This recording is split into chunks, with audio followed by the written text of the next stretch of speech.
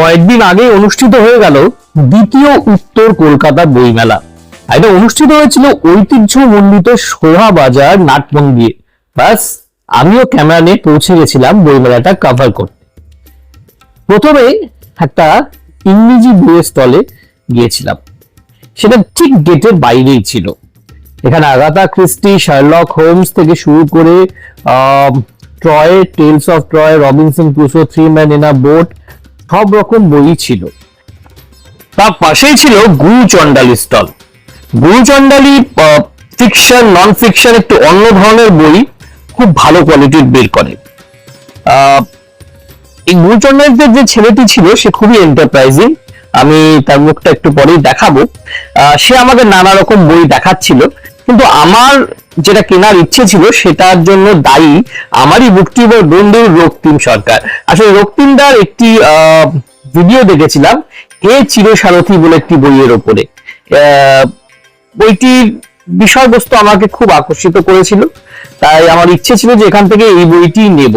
তাই আমি খুব ফার্মলি কিন্তু পোলাইটলি বললাম যে আমি এই বইটি চাই, এবং বইটি আমি সংগ্রহ করেছি, যেটা আপনারা মুখ হলে দেখতেই পাবেন।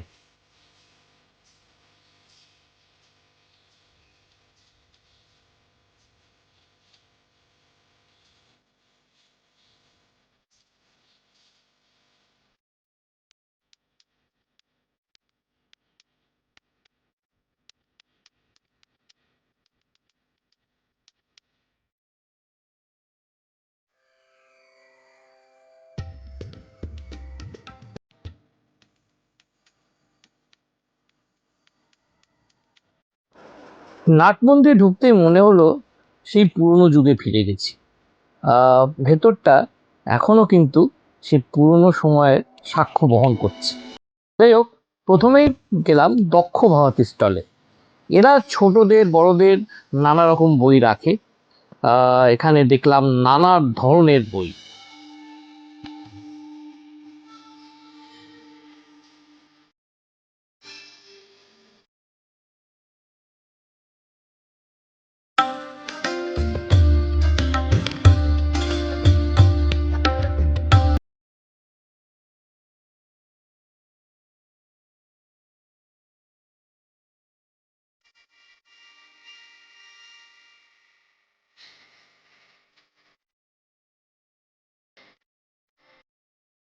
দক্ষ ভারতী উল্টো দিকের স্টলে দেখলাম অনেক বাংলাদেশের বই বিক্রি হচ্ছে। বাংলাদেশের রোমান্টিক বইগুলোর চাহিদা এখন কিন্তু বেশ বেশি। তার সঙ্গে দেখলাম বেঙ্গল ট্রয়কারও বেশ কিছু বই সেখানে বিক্রি হচ্ছিল।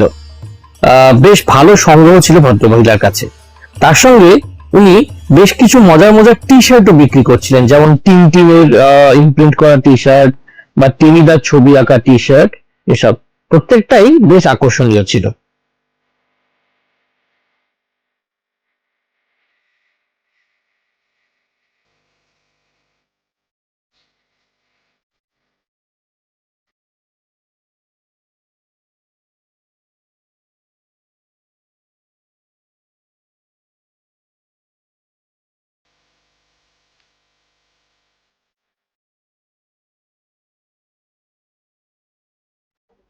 একটা নতুন প্রকাশনা বই নেওয়ার আমার ইচ্ছে ছিল এই বই মেলা থেকে।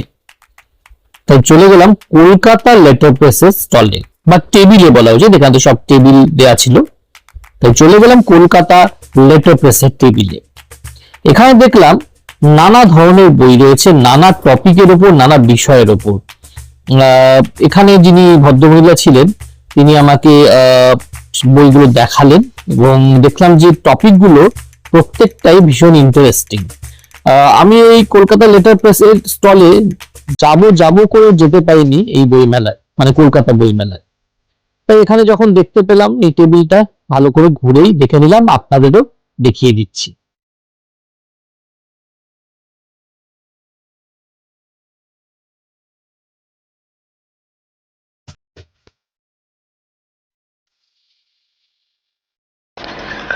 নাট মন্দিরে ঢুকে কিন্তু মন্ত্রমুগ্ধ হওয়া ছাড়া উপায় নেই। মাখন রঙের দেয়াল, তার সঙ্গে সাদা রঙের অপূর্ব কারুকাজ, এবং এত উঁচু ছাদ, সত্যি মনটা ভরে গেল। আর ভেতরে এসি না থাকা সত্ত্বেও খুব একটা গরম লাগছিল না। ওই যে উঁচু কড়িবর্গার ছাদ, সেজন্যই হয়তো গরমটা কম লাগছিল। আমি এটার ব্যাপারে অবগত ছিলাম না, পরে জানতে পারলাম যে এখানে এককালে বিবাহ অনুষ্ঠানও হতো।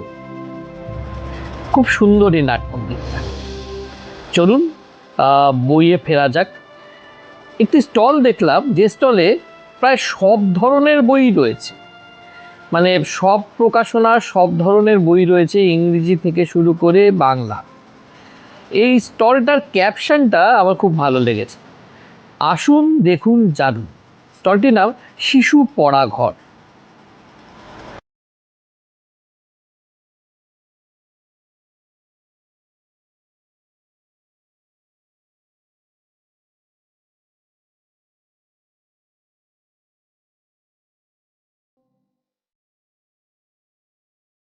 নাট মন্দিরের ঠিক পেছন দিকে ভিরাসতের স্টল ছিল। এই ভিরাসত নানান রকমের ইংরেজি ও বাংলা নন ফিকশন বই রেখেছিল, যার প্রায় প্রত্যেকটারই বিষয়বস্তু ভীষণই ইন্টারেস্টিং ছিল। সত্যি বলছি, আমার যদি ক্ষমতা থাকতো, আমার সঙ্গে যদি একটু টেম্পো থাকতো, তাহলে আমি এর মধ্যে অর্ধেক বই নিয়েই চলে যেতাম। এখানে দেবানন্দের গাইড সিনেমা নিয়ে একটা গোটা বই রয়েছে, ভাবা যায়। এছাড়া এখানে বেশ কিছু বাংলায় নন ফিকশন বইও ছিল, সেগুলোও কিন্তু বেশ চিত্তাকর্ষক ছিল। আমি এখান থেকে একটি বই সংগ্রহ করেছি, সেই বইটা আমি আপনাদের বুক হলে দেখাবো। এখানে একটা ছোট্ট চা কফি কর্নারও ছিল। বই দেখতে দেখতে ক্লান্ত হয়ে গেলে এই চা কফি খেয়ে একটা এনার্জি বুস্টার, এই আর কি।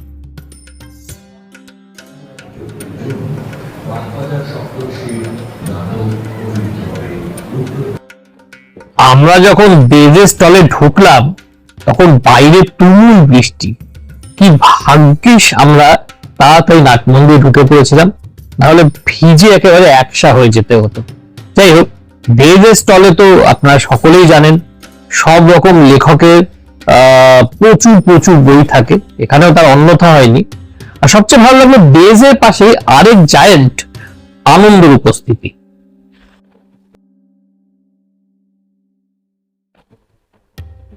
আনন্দ কিছু বই নেওয়ার আমার ইচ্ছে ছিল, কিন্তু বাজেট যেহেতু একটা লিমিটেড নিয়ে এসেছিলাম, সেজন্য লোভ সংবরণ করতে হলো, এটুকুই বলবো।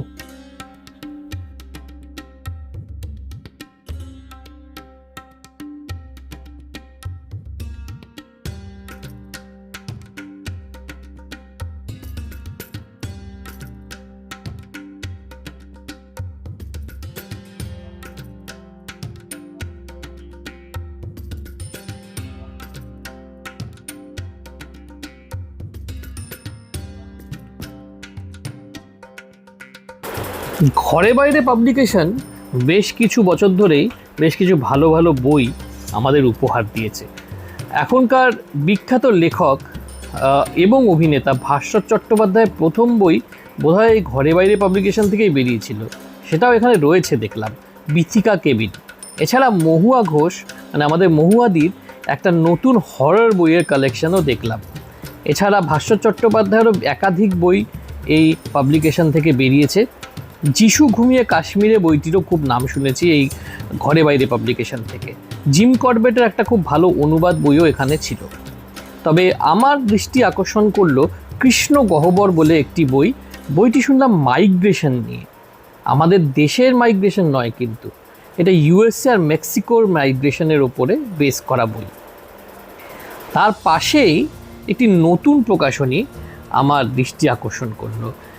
প্রকাশনার যে বই, সে বইগুলোর প্রত্যেকটারই প্রচ্ছদ ভীষণ আকর্ষণীয় ছিল, এবং তার সঙ্গে আকর্ষণীয় ছিল নামটা, অভিনব মন। খুব সুন্দর রোম্যান্টিক একটা নাম, তাই না?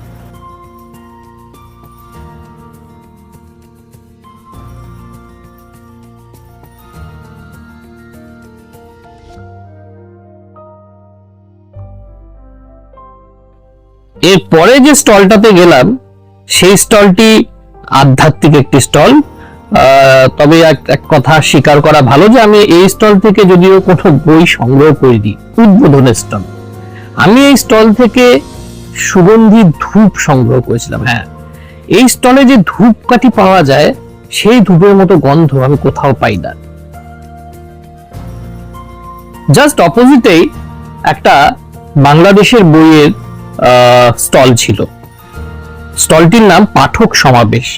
এখানে কিন্তু বেশ ভালো ভালো কিছু বই ছিল, হুমায়ুন আহমেদ থেকে শুরু করে সাদাত হোসেন সবারই বই ছিল এখানে। কাঠগোলাপ বইটিও দেখলাম, যেটা আমার সংগ্রহে রয়েছে। এছাড়া অবরুদ্ধ নিশীথ বলে একটি মোটা বই দেখলাম, খুবই হাই ডিমান্ডে আছে। যেহেতু এখানে 20% ডিসকাউন্ট দেওয়া হচ্ছিল, তাই এই বইগুলো অনেকেই গিয়ে কিন্তু কিনছিলেন।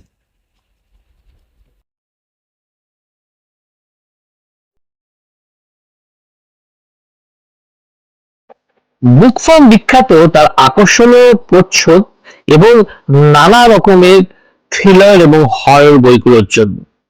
এখানেও দেখলাম বুক ফার্মের বইগুলোর জন্য ভীষণ ভীষণ ক্রেজ। তার উল্টো দিকে আরেকটি স্টলে নারায়ণ সান্যালের ভীষণ ভালো কিছু বই ছিল, কিন্তু ওই যে বাজেট কনস্ট্রেন্ট ছিল এবার, তাই লোভ থাকা সত্ত্বেও সেই বইগুলো আমি কিনতে পারিনি। তবে হ্যাঁ, বেশ কিছু বই সংগ্রহ করেছি, সেগুলো তো আপনাদের মুখরে দেখাবই। তার পাশে কথোপকথন প্রকাশনে দেখলাম বেশ কিছু ভৌতিক তন্ত্রমন্ত্র হরর বই রয়েছে। বুঝলাম যে এগুলোর ডিমান্ড কিন্তু এখন যথেষ্টই রয়েছে। আমার অবশ্য এতে কোনো অসুবিধা নেই, কারণ আমি এগুলো পড়তে ভালোই বাসি। উল্টো দিকে সায়ন্তন প্রকাশন, এই সায়ন্তন প্রকাশন থেকে কিন্তু শুভ মানুষ ঘোষের বেশ কিছু ভালো বই রয়েছে। তার পাশেই ছিল জয়ঢাক প্রকাশনীর বই। জয়ঢাক প্রকাশনী বইগুলোর মধ্যে অভিনবত্ব থাকে, কিন্তু স্বীকার করতেই হবে। কল্পবিজ্ঞান এবং অনুবাদ সাহিত্য বিশেষ করে যারা পড়তে ভালোবাসেন বা ফ্যান্টাসি যারা পড়তে ভালোবাসেন, তাদের জন্য আইডিয়াল প্রকাশন এই জয়ঢাক প্রকাশন।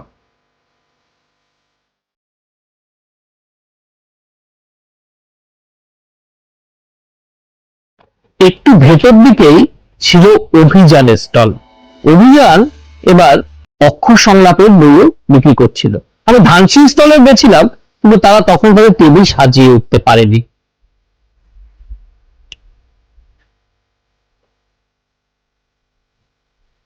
অভিযান স্টলে দেখলাম বেশ কিছু নতুন বইও তারা প্রকাশ করেছে, মানে এই বইগুলো আমি এর আগে দেখি।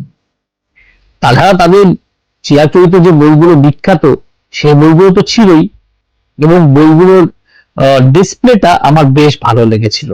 অভিযানের কেন জানি না বেশিরভাগ বই একটু রেড বা অরেঞ্জিশ ব্যাকগ্রাউন্ডে হয়, আর একটা ব্ল্যাকেরও একটা রোল থাকে আর কি প্রচ্ছদে। সেটা আমার ভীষণ ভালো লাগে, মানে একটা প্যারিটি তারা রাখার চেষ্টা করে। অক্ষর সংলাপের বইগুলো আমার আগ্রহ জাগালো, এবং এখান থেকেও আমি একটি বই সংগ্রহ করেছি।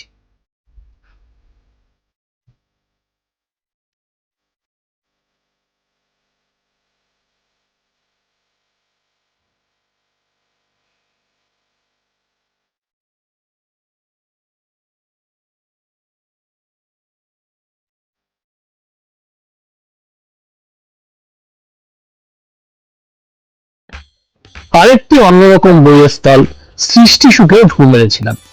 সৃষ্টি সুখের পজিশনটা বেশ ভালো লেগেছিল, একদম সেন্ট্রালে স্টলটি ছিল, এবং সৃষ্টি সুখেও দেখলাম বেশ ভালো ভালো নন ফিকশন এবং ফিকশনের সমাহার রয়েছে। তার পাশেই আরেকটি স্টল ছিল, সেই স্টলে আবার দেখলাম যে অনেক ভূতের গল্প, হরর গল্প রয়েছে। এবং আমি একটা কথা আমার বন্ধুকে বলছিলাম যে রহস্য, হরর, থ্রিলার জনরায় কিন্তু প্রচুর নতুন লেখক এসেছেন। সবাইকে তো আর এক্সপ্লোর করা যায় না, বা সবার বই কেনা সম্ভব নয়, কিন্তু অ্যাটলিস্ট এইসব বইমেলায় আসলে এদের নাম সম্পর্কে, এদের কাজ সম্পর্কে একটা ধারণা অবশ্যই করা যায়। অ্যান্ড আমার মতে this is a very encouraging sign.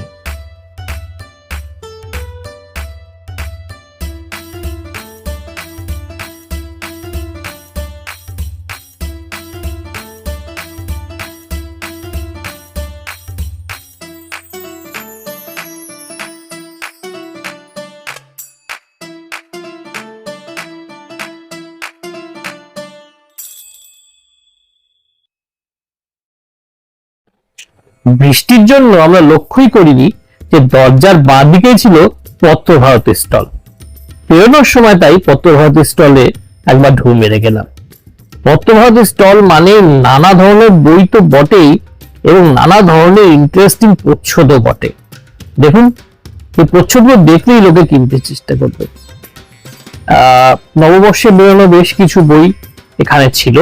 তার সঙ্গে ছিল হিমাদ্রি কিশোর দাশগুপ্ত, সৈকত মুখোপাধ্যায়, শায়ক আমান, অভিক সরকার, এদের লেখা বেশ কিছু নতুন পুরনো বই।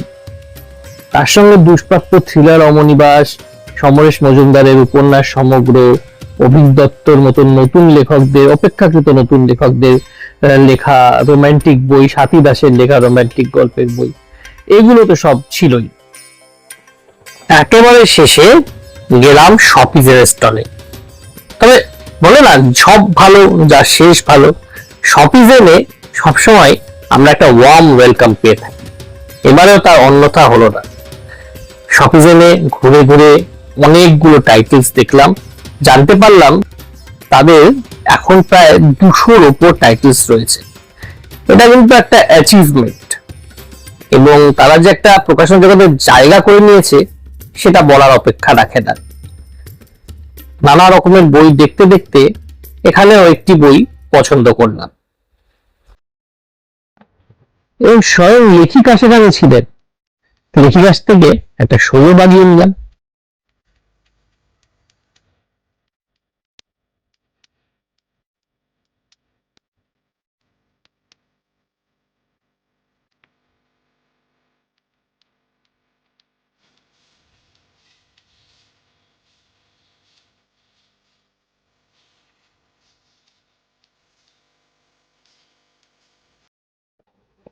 কেমন লাগলো আমার এই ব্লগ জানাতে ভুলবেন না কিন্তু।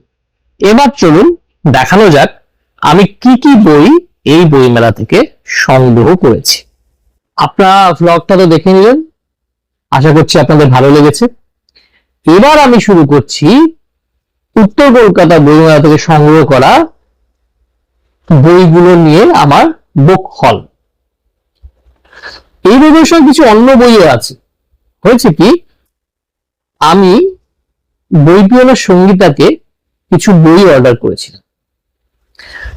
সেই বইগুলো আমার কাছে সেদিনই এসে পৌঁছেছে। তো আমি দুটো মিলিয়ে একটা সম্মিলিত বুক হল আপনাদের সামনে নিয়ে আসছি। ঠিক আছে, তাহলে শুরু করছি আমার বুক হল ভিডিও। প্রথম যে বইটা আমি দেখাবো, এই বইটা আমি সংগ্রহ করেছি শপিজেন বাংলা থেকে। এখানেও কাকতালীয় একটা ঘটনা ঘটেছে, মানে শপিজেন বাংলাতে।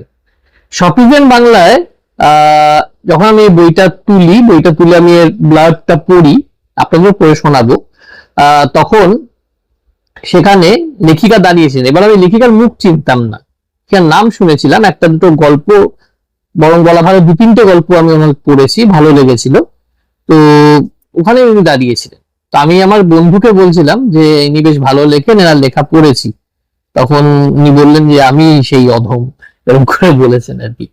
তো ওনার একটা সইও আমি নিয়েছি, তারপর বইটি সংগ্রহ করেছি। অবশ্যই বইটির নাম হচ্ছে কিছু প্রশ্নের উত্তর হয় না। লেখিকা হচ্ছে স্থিতা সংস্থিতা। যেটা বলো শপিজেন বাংলা থেকে এটি বেরিয়েছে। মূল্য হচ্ছে 320 টাকা।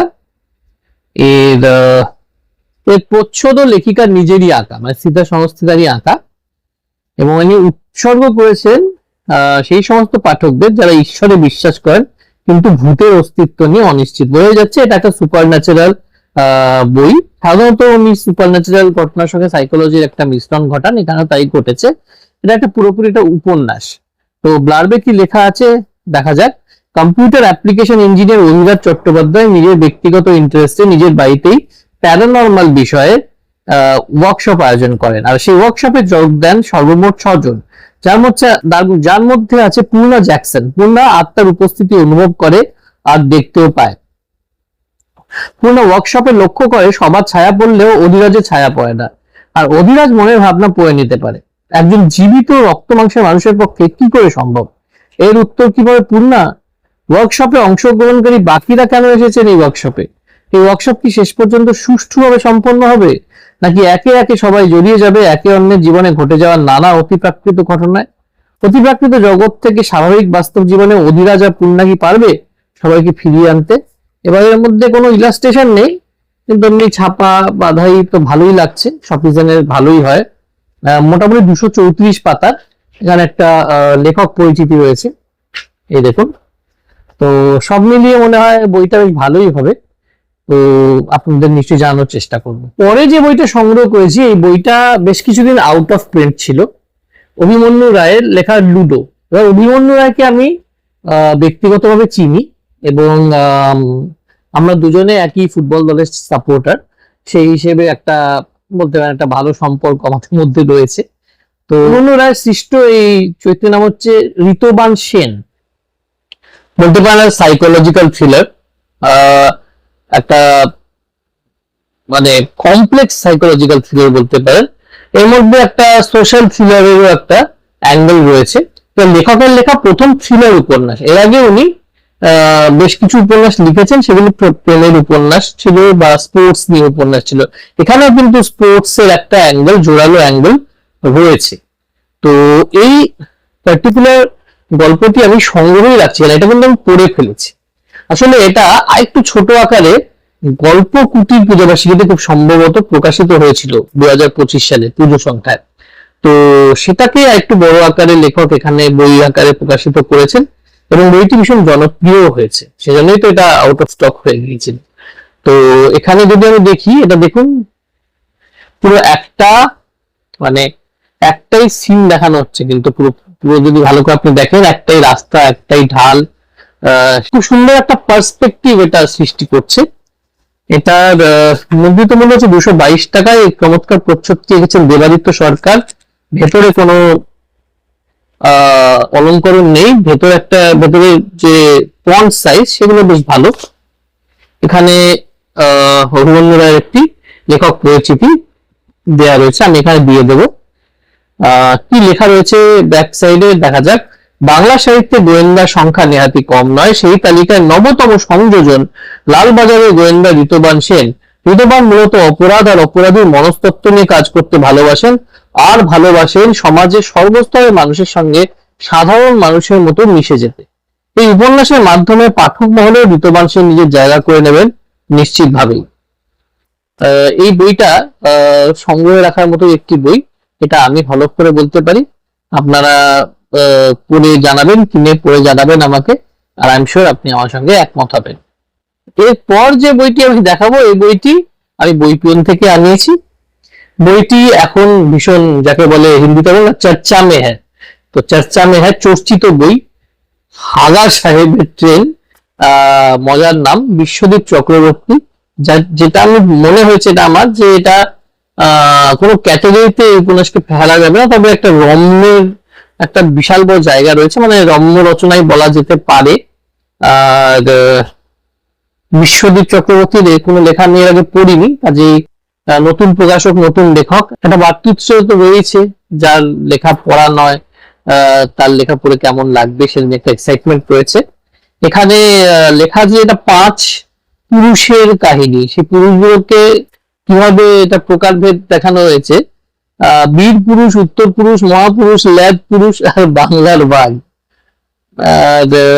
এখানে রিজুয়াল উর্বিকে এটা মানে ডেডিকেট করা হয়েছে। ভেতরে বেশ মজার মজার কিছু কার্টুন ধর্মী অলঙ্করণ রয়েছে, আর এগুলো করেছে সর্বাণী দাশগুপ্ত, মানে দুর্দান্ত অলঙ্করণ আমি বলবো। বেশ কিছু অলঙ্করণ এরকম রয়েছে, এই দেখুন। আচ্ছা, এটা উনি বলছেন যে উনি পেশায় একজন ইঞ্জিনিয়ার, নেশায় পাচক, গাড়িতেই নাকি ওনার বাড়ি, মানে লেখকের কথা বলছি আর কি। এটা লেখকের দ্বিতীয় উপন্যাস, এবং উনি আগেও বেশ কিছু গল্প গ্রন্থ লিখেছেন। তো এটা কেন এত ক্রেজ সেটা জানার জন্য তো আমাকে উপন্যাসটা পড়তেই হবে। এটা প্রকাশ করেছেন বহমান, যদিও এদের মধ্যে একটা পেরেন্ট কোন সংস্থা আছে, যার নাম হচ্ছে অ্যান্টনিম কালেকশনস।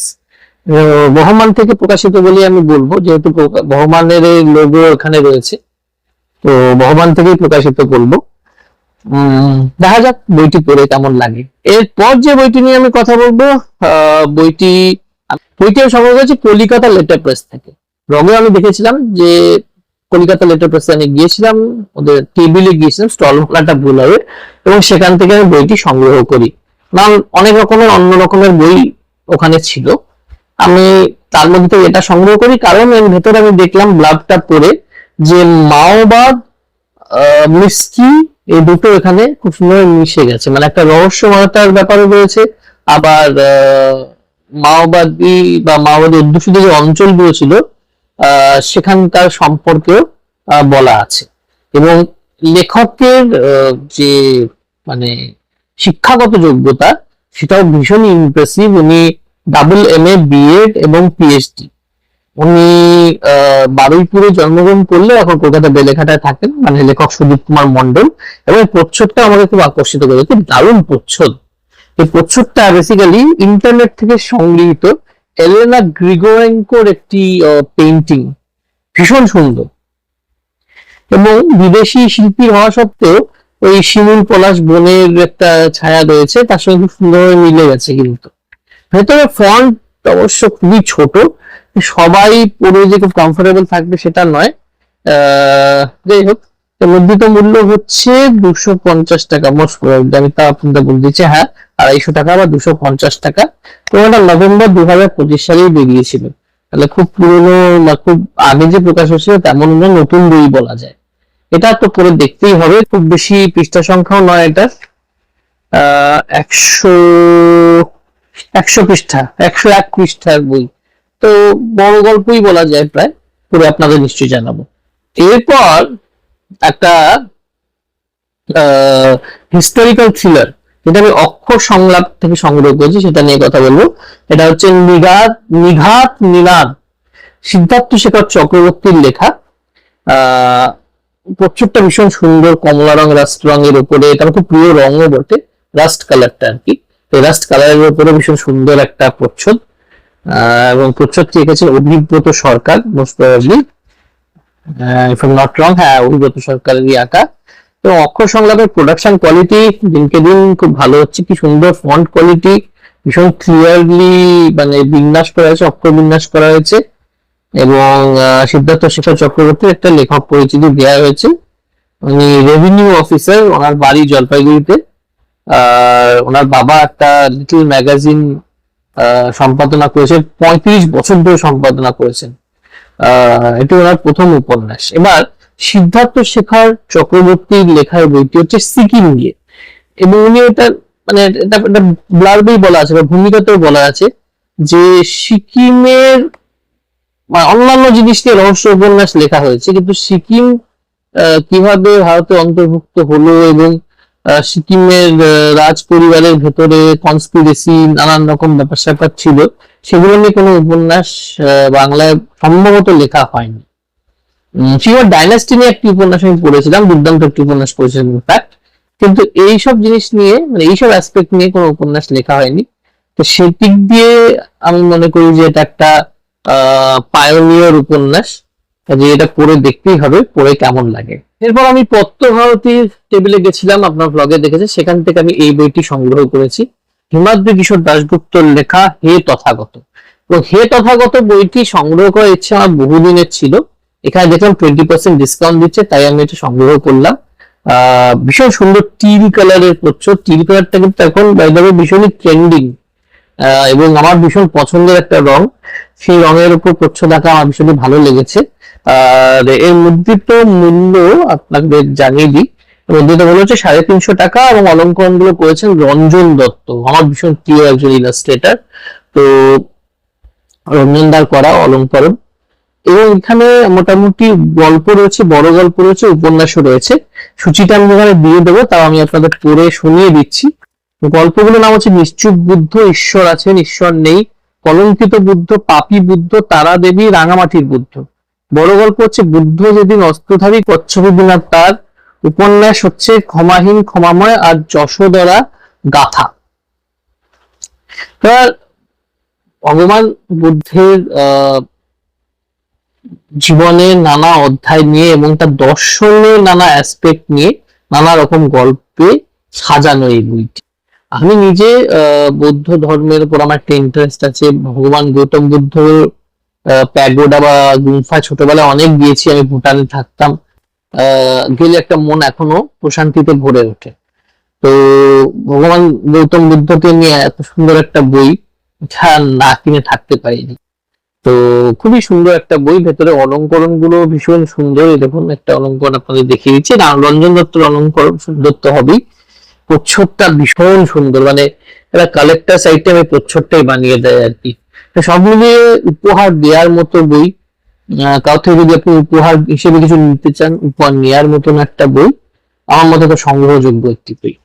এবার একটা যৌথ উদ্যোগে কেনা বইয়ে আসা যাক। মানে আমি আর আমার বন্ধু তো বই মেলায় গেছিলাম, আমরা দুজন মিলে এই বইটি কিনেছি, কারণ বইটির দাম একটু বেশি ছিল। বইটি একটি ইংরেজি বই, বইটির নাম হচ্ছে Majnu Sultanpuri, the poet for all reasons. এর লেখক হচ্ছেন মালেক প্রেমচন্দ।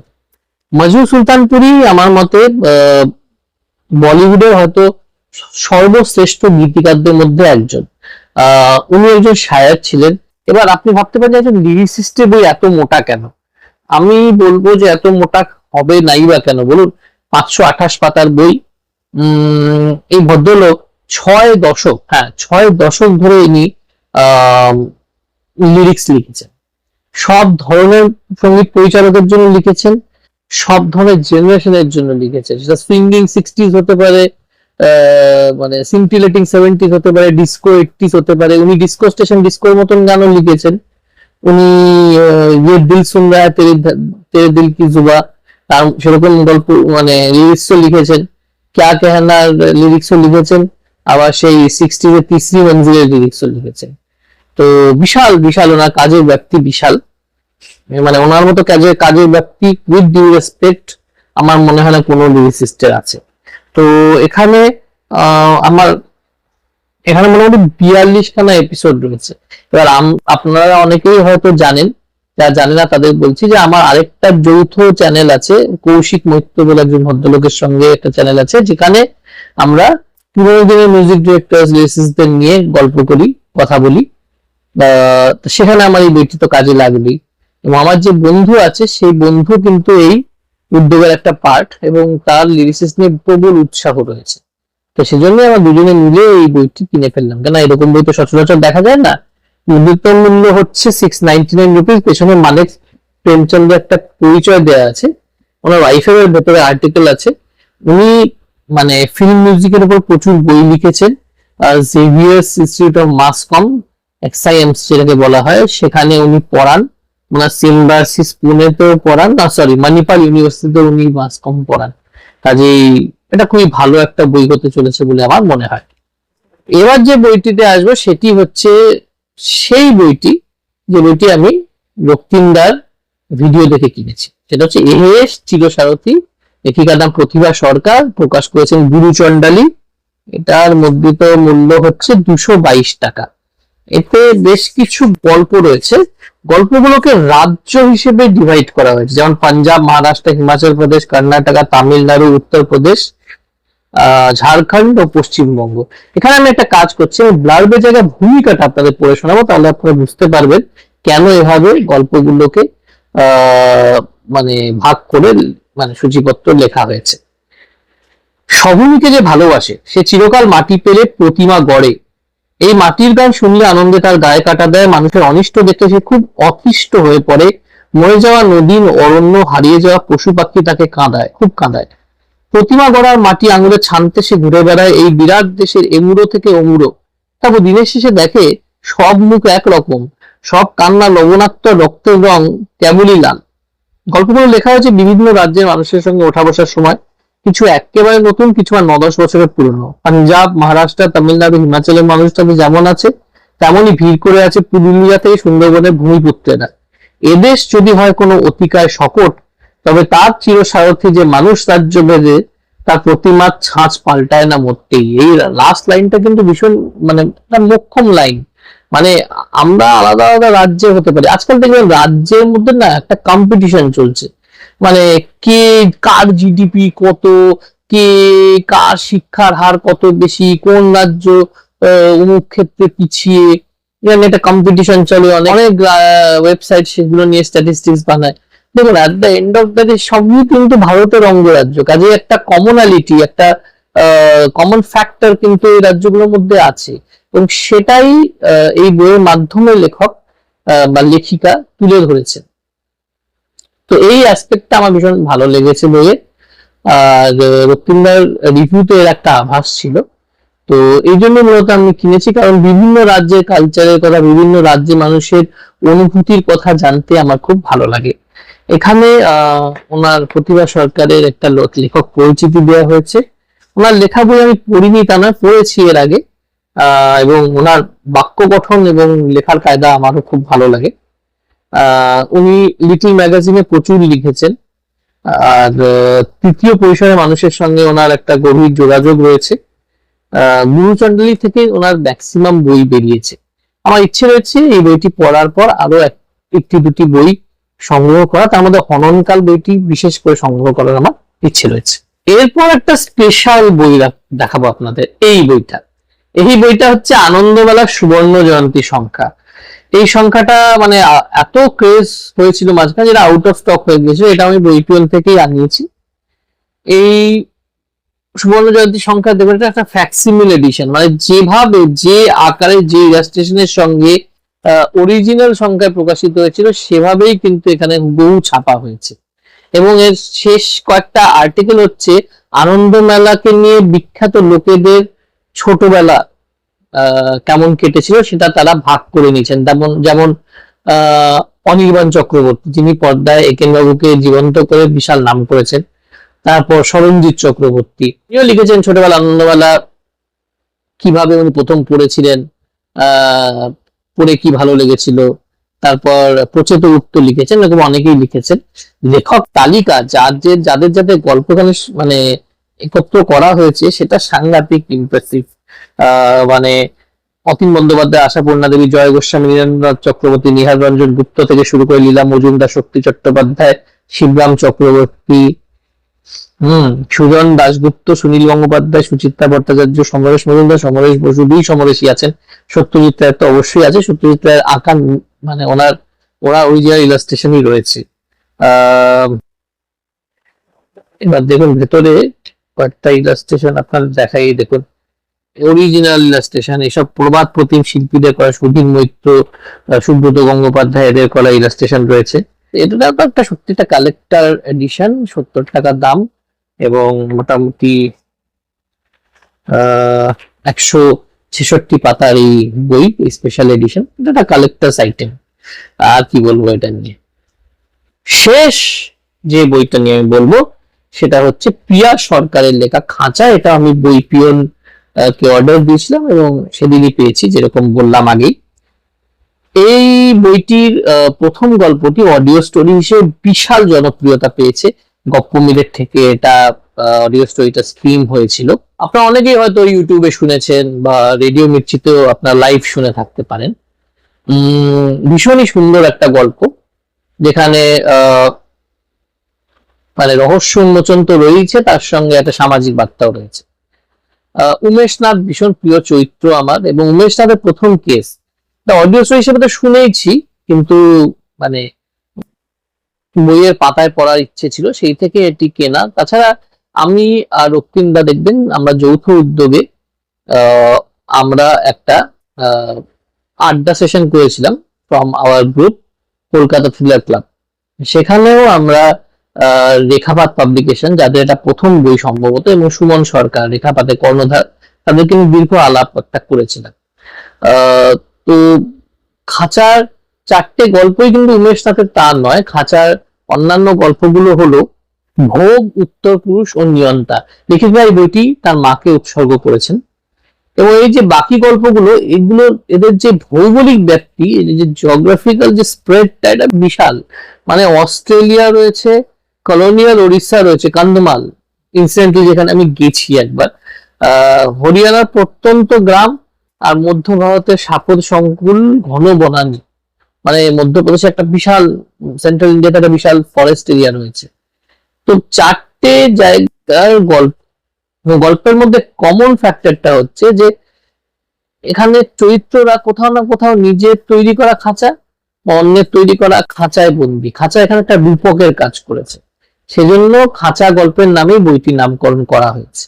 তো ভীষণ সুন্দর প্রোডাকশন। আর যেটা বললাম যে রেখাপাত পাবলিকেশনের প্রথম বই, 320 টাকা মূল্য, এবং প্রচ্ছদ অলঙ্করণ করেছে রৌনক মন্ডল। প্রচ্ছদটা তো চমৎকার হয়েছে, অলঙ্করণও বেশ সুন্দর, ভালো অলঙ্করণ, বেশ পেন্সিল স্কেচ টাইপের অলঙ্করণ গুলো। আর ফন্ট সাইজ আমার বেশ ভালো লেগেছে। তা সত্ত্বেও বলবো দামটা আমার কিঞ্চিত বেশি বলে মনে হয়েছে। যাই হোক, প্রোডাকশন কোয়ালিটি যথেষ্টই ভালো। 152 পাতার এই বইটি, বইটির সাইজটি বেশ কনসাইজ, হাতে নিয়ে ট্রাভেল করতে করতে আপনি পড়তে পারেন। ভীষণই সুন্দর, হাতে যেটা ফিলিং হচ্ছে, কাভারের কোয়ালিটিও ভালো। তো পড়ে অবশ্যই জানাবো আপনাদের কেমন লাগে। তো এই ছিল উত্তর কলকাতা বইমেলা থেকে এবং বই পিয়ন থেকে সংগ্রহ করা আমার কিছু বই। এই মাসে এই কটা বই সংগ্রহ করলাম। আপনারা কিন্তু অবশ্যই জানাবেন ভিডিওটা আপনাদের কেমন লাগলো, এবং এরপর কোন বইমেলা আসছে তার খবর যদি দেন, আমি চেষ্টা করব সেখানে গিয়ে, যদি আমার সাধ্যের মধ্যে হয় অফকোর্স, সেখানে গিয়ে সেই বইমেলাটা কাভার করার। আজ তাহলে আসি, ভালো থাকবেন, সুস্থ থাকবেন, শুভরাত্রি, টাটা।